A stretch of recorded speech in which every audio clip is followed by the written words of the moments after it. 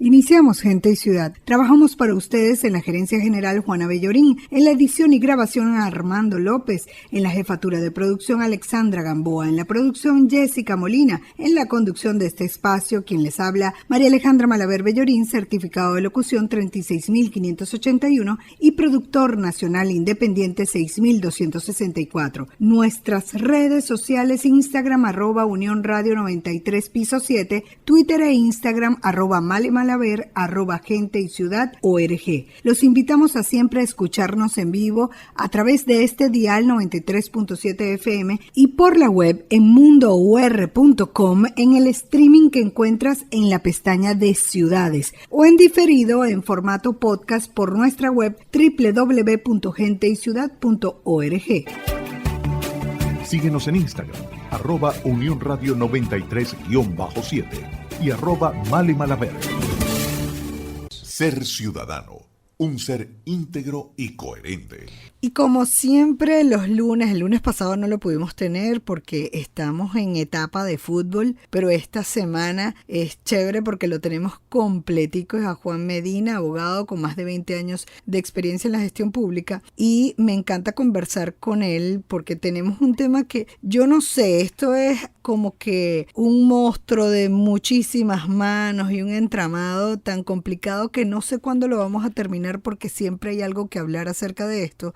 Pero como se trata de un monstruo raro que hay que acabar porque nos hace daño, entonces tenemos que conocerlo más de cerca. Y me refiero al tema de la corrupción. Y en función de este análisis nos trae hoy Juan Medina, abogado con más de 20 años de experiencia en la gestión pública y nuestro amigo de todos los lunes. Los datos, siempre es importante el tema de los datos para hacer un mejor análisis, y me refiero a la medición de la corrupción en el llamado Índice de Percepción de la Corrupción, que es un índice que trabaja año a año Transparencia Internacional en una medición que hace en 180 países. De eso es lo que vamos a conversar hoy con Juan Medina, a quien invito a lo sigan en redes sociales, Twitter @JuanEduardo, Juan con H intercalada. ¿Cómo estás, Juan? Bienvenido. Contento de estar en el programa esta semana y te escucho, y en verdad le comento a toda la audiencia, María Alejandra siempre está muy interesada y siempre me lo repite semana a semana, en que no solo nos quedemos en los aspectos teóricos, en este caso de la lucha contra la corrupción, sino que salgamos a ver qué experiencias hay en el mundo. Y hoy traemos una experiencia interesante, que es este índice que tú acabas de mencionar, el índice de percepción de corrupción, que, como tú comentabas, mide 180 países y territorios en función a la corrupción en una escala de 0, que es muy corruptos, a 100, que son países muy limpios. Y ese es un estudio que hace la Organización de Lucha contra la Corrupción más importante del mundo, es Transparencia Internacional. Pero aquí, más allá de solo quedarnos en ver los datos, vamos a ir hilando cuán importante es, por ejemplo, elementos de participación ciudadana en materia de lucha contra la corrupción. Y quiero con esto significar que, lo decimos semana a semana, la participación, la rendición de cuentas, la transparencia, son herramientas de un gobierno abierto que ayudan a luchar contra la corrupción. Pero no es simplemente una concepción teórica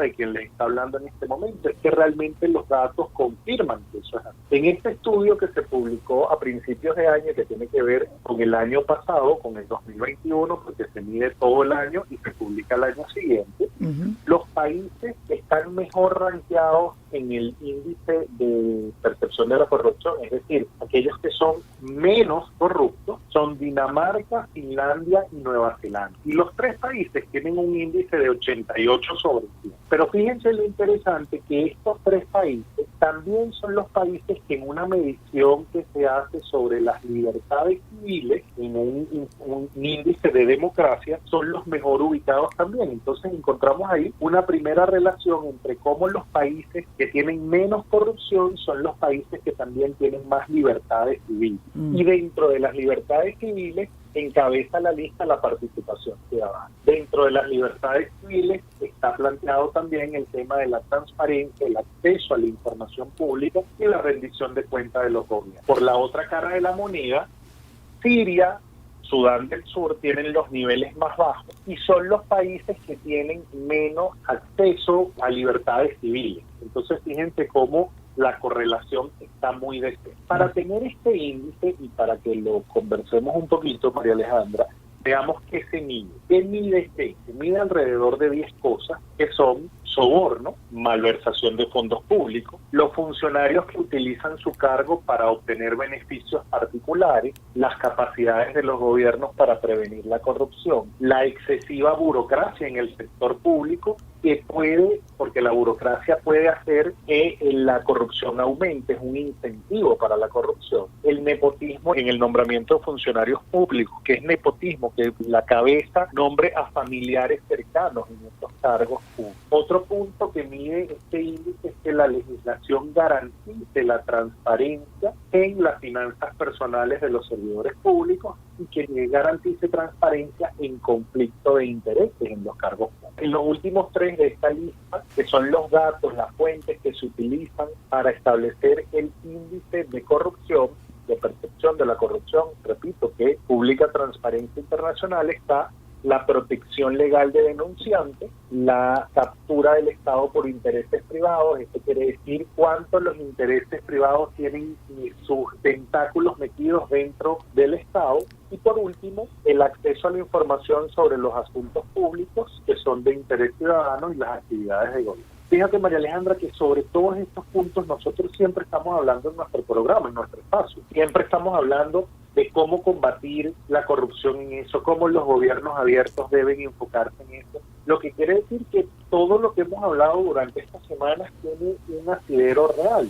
Son datos ciertos, son cosas que se conocen. Cuando uno revisa la página web de Transparencia Internacional, donde está publicado el informe, tiene la posibilidad de ver cómo van los países y tiene un mapa interactivo. Venezuela se ubica de 180 países en el número 177.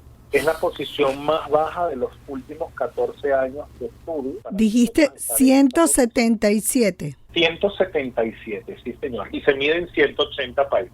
Imagínate tú. Y cuando hablas del índice, bueno, el índice está titulado Percepción de la corrupción. Se dice que la percepción es realidad, pero es realmente lo que la gente siente. Entonces ahí tengo la duda de estos datos. Es que no son realmente certeros, no se permite hacer una medición real de cada uno de ellos y se habla entonces de lo que percibe la gente. Sí, fíjate, María Alejandra, esa es una pregunta súper interesante. ¿Qué pasa con la corrupción? Que la corrupción es muy difícil medirla, porque no siempre tienes acceso a los datos. Es decir, medir la corrupción dentro de un gobierno implicaría tener acceso a todas y cada una de las operaciones y todas y cada uno de los expedientes del gobierno. Y ese es el primer punto, por eso el acceso a la información pública es tan importante para combatir la corrupción. ¿Qué hace este índice?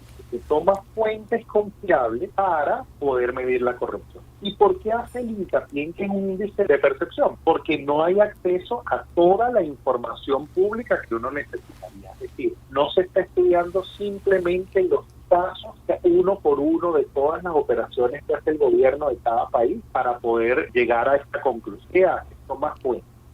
Fuentes como fuentes del Banco Mundial, que son fuentes totalmente certeras y confiables.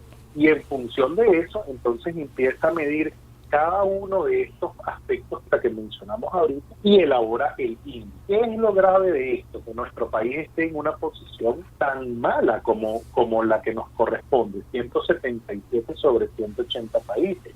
Tenemos una medición de 14 puntos sobre 100. Recordemos que 100 es lo mejor, 1 es lo peor. Bueno, nosotros tenemos solo 14 puntos. Somos el peor país de la región, digo, de toda América. Somos el peor país. En América los mejores países son Canadá y Estados Unidos. Sin embargo, bueno, hay países que hacen un esfuerzo como Brasil, que Brasil se ha mantenido en un mismo rango, Colombia se ha mantenido, y hay 2 países que sobresalen en América Latina. Ya mencioné a Canadá y Estados Unidos en América completa, pero en América Latina Chile tiene un muy buen desempeño y el otro es Uruguay. Uruguay mejoró 2 puntos, tiene la posición número 18 de los 180 países. Imagínate qué bien. Ahora, ¿sabes tú cuánto tiempo tienen midiendo esto y a quién le son estos datos útiles? Si mi memoria no me falla, son 14 mediciones que se han hecho. Y es importante lo que tú dices, porque a quién le tendría que interesar esto. Evidentemente a los ciudadanos, de esto no tenemos ninguna duda, pero a los gobiernos, los primeros que tendrían que estar revisando este índice son nuestros gobernantes. Cuando el índice se publica, lo que pasa es que ya han pasado casi un año desde que se publicó pero ¿qué pasa cuando se publica este índice?